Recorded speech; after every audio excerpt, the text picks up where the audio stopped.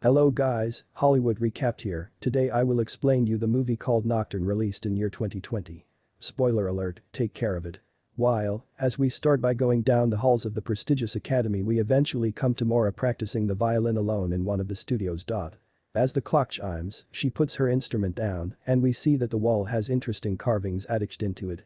She then heads straight to the balcony and drops herself off of it. Credits play and we see a pair of twins grow up together and we hear that the two of them are very gifted pianists that play in each other's shadows after they've grown. We've seen Juliet is trying to call her sister, but she just ends up practicing the piano with headphones on.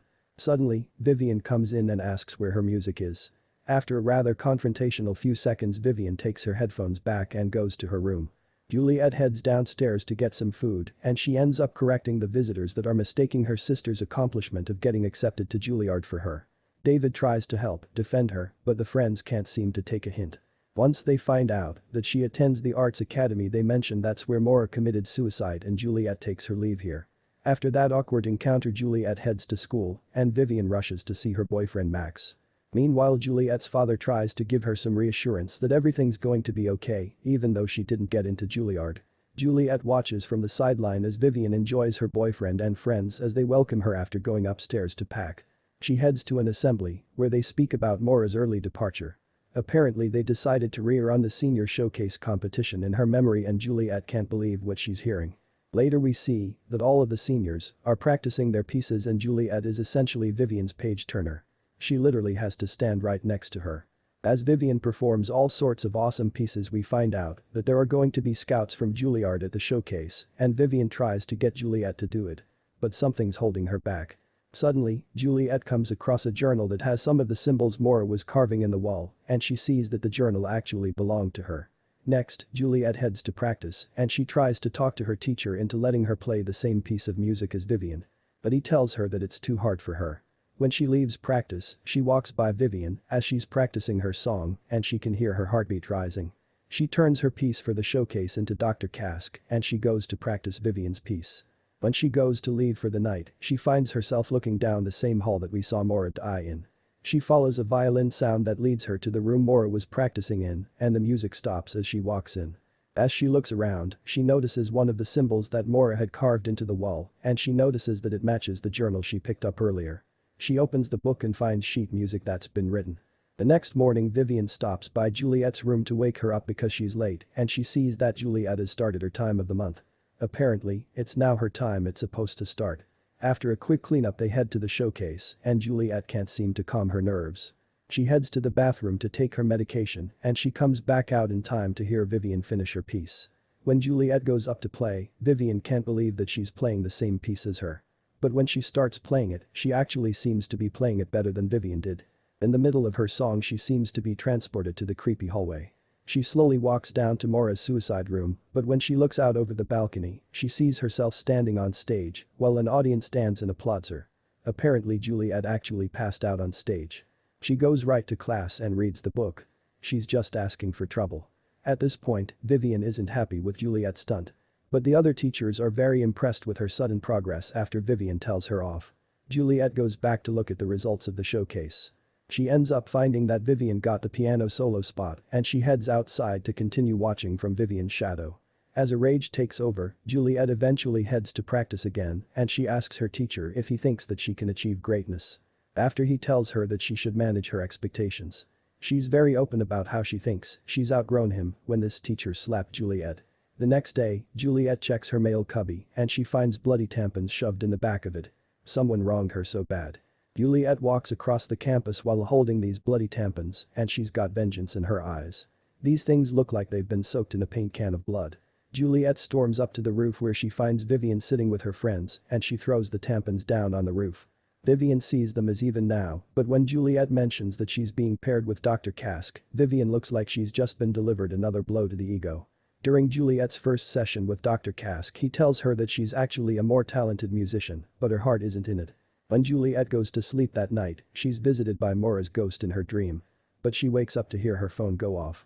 It ends up being Vivian's boyfriend inviting her to the senior party in the woods. Right now she heads up to the wilderness and takes some pills with her. Soon enough she's bug-eyed stumbling around the party. As she stumbles around, Juliet ends up overhearing Vivian on the phone with someone and she finds out that she's been sleeping with someone else too. Just then Vivian's boyfriend shows up and asks her to chill with him. She decides to trust him with the information about her taking Mora's theory book. And the two of them end up getting a little closer. Randomly Vivian appears behind them and she immediately takes this the worst way possible. She pushes Juliet, but Juliet knocks her on her butt before taking off into the cave. When she stumbles she sees a vision that looks like the sun from Mora's journal. When she comes back to reality she hears Vivian calling out, then nothing. Apparently Vivian fell off a cliff. She ran right by Juliet and landed way down below. Back at the dormitory, Juliet notices some similarities between real-life events and the illustrations. Then Juliet gets pulled into the principal's office to find out that Vivian has a broken arm and she's been offered the concert that night. Juliet goes to visit Vivian and she finds her staring out from the stairs. Vivian blames her for just letting her fall from the cliff and she wants Juliet to know that she won't be there to pick up the pieces when things go wrong in her life this time. The next day, Juliet shows Max Mora's journal and she tries to throw some logic at this problem. She believes that things are connected and she pulls out similarities between other deaths surrounding Mora and the accident she's experiencing around herself. Max just plays it up to nerves, but Juliet isn't finished. She tells Max about the phone conversation she heard. We see Vivian and Max fighting in the middle of the courtyard. Later, Juliet goes to practice with Dr. Kask and she invites him to celebrate the twins' birthday tomorrow. Then she heads to the Mora room where she senses the carvings that Mora left on the wall. While she's in a trance, she's pulled out when Max shows up. She holds him as she cries and she finds out that he broke up with Vivian. After hearing that, Juliet wastes no time and she gets freaky immediately. Once they finish, Max quickly gets dressed and he leaves. The next day, the twins, their parents, and Dr. Kask head to a restaurant. And the adults end up getting into a debate about whether anyone's going to be left to listen to their girls play classical music. After he says that those that deserve a spot will get it, Vivian tosses the birthday cake and a drink in his lap. By the end of the night, Dr. Kask agrees to give Juliet a ride back to the school, but they end up stopping at his place for a drink. In the middle of an inspirational talk, Juliet leans right in and kisses Kask without any hesitation. He doesn't find this amusing, but she calls him out for being the mystery man that was sleeping with Vivian. Though after throwing Dr. Kask's prize trophy into the fire, he tells her to get out. At the dormitory, Juliet adds her own page to the journal and she ends up drawing the 6th illustration for sacrifice. She sets the journal on fire in her bathroom sink, then she cowers in bed and hyperventilates. Next we see her wake up in the morning and she sees that the journal has been turned to pure ash. She gets ready and heads to the backstage where she goes to the dressing room to wait her turn. She also finds out that Dr. Kask called in sick that morning, but she doesn't let that phase her back out on stage. Principal Gordon welcomes the guests and brings out the first performer while Juliet admires her own dress. She gets a surprise when Vivian shows up and tells her that she heard what happened with Max.